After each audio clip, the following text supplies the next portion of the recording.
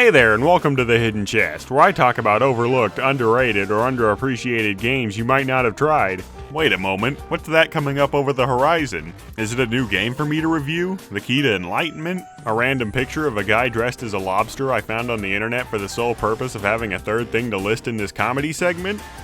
Oh, it's a cartoon. Oh wait, no it isn't, I'm just hallucinating after staring directly at the sun.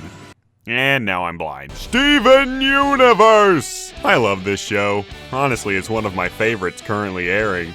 Some may say this makes me a hack, but in my defense, the show is a lot more mature than it looks. And it's not my fault I'm a hack, it's genetic. It hits all the right notes, great music, visuals, character, and story. It's not perfect, but give it a try if you're so inclined. And bring the kids! Perfect moment to trust. Well, that's just unfortunate. Anyways, this is all relevant because today we're talking about Steven Universe Attack the Light, a licensed mobile game that really pushes the... Yeah, okay, for all intents and purposes, this game should be dead on arrival, right? Well, one thing you should know is that in order to play this game, all you have to do is purchase it. Yeah, no microtransactions, no commercials, and no wishing for the sweet embrace of death. And that may be fine and dandy, but it doesn't really matter if the game itself sucks. So let's get started with it. Our story begins at Steven's house. The gems come in with some magical MacGuffin, and Steven's like, "Can I touch it?" And the gems are like, "Nah, it'll probably kill us all." And Steven's like, And the gems are like, "Okay, what could possibly go wrong?"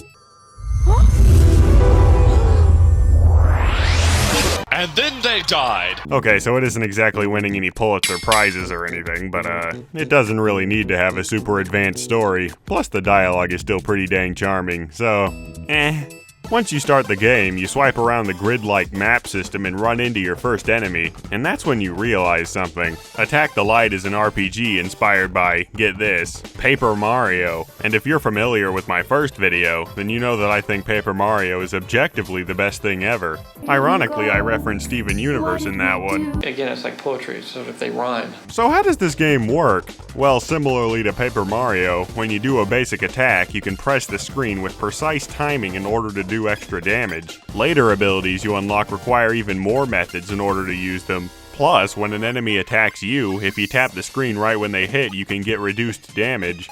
This all sounds pretty familiar, right? I know Paper and Rock are normally mortal enemies, but here they mesh together pretty well.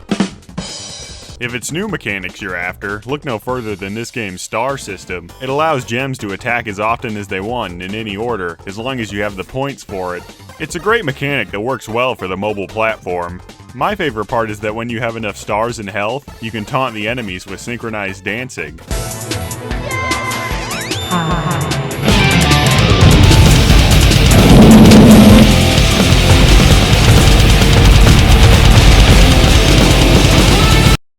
Synchronized dancing is very violent in the Steven universe. Speaking of Steven, he's an interesting case here. He doesn't directly participate in fights necessarily since he can't attack and enemies won't hurt him, but he's the one in charge of using items and has access to a bunch of support moves, which is fitting for his character in the show at the time. So cheers to being accurate. And hey, speaking of accuracy, all the gems start at level 9001, which makes sense given the lore and is a dank internet meme. Hooray for multitasking. Oh yeah, badges are here too. They have a lot of cool effects, but you only have a limited amount of slots, so choose wisely on which ones to equip. And that's about it mechanically. The whole game really is fun, addictive, and simple enough to play whenever, yet complex enough to be challenging and engaging. Plus, there's an array of gauntlets and an advanced difficulty mode if you really want to test your metal, or test your mineral in this case. On top of all the previously mentioned stuff, this game has a solid soundtrack and colorful and stylized graphics. Honestly, it's the complete package. The only thing objectively wrong about it I can think of is that sometimes the voice clips they use can become really repetitive and obnoxious. Must be legendary. Treasure One of these. Loot. Oh hey look, it's a bottle of your dead mother's tears. Awesome! This is just inappropriate, but also hilarious. So all in all, this game is absolutely fantastic for what it is. And especially for the price, because did I mention this game is only $3? I'm really impressed, and it would seem I wasn't the only one, because while I was making this video, Steven Universe Save the Light was announced. A direct sequel that's straight up a full game for consoles, and it'll have an actual story written by Steven Universe show creator Rebecca Sugar. I just want to clarify that a licensed mobile game was so good that it's getting a fully developed sequel for consoles. Don't give up on your dreams, kids.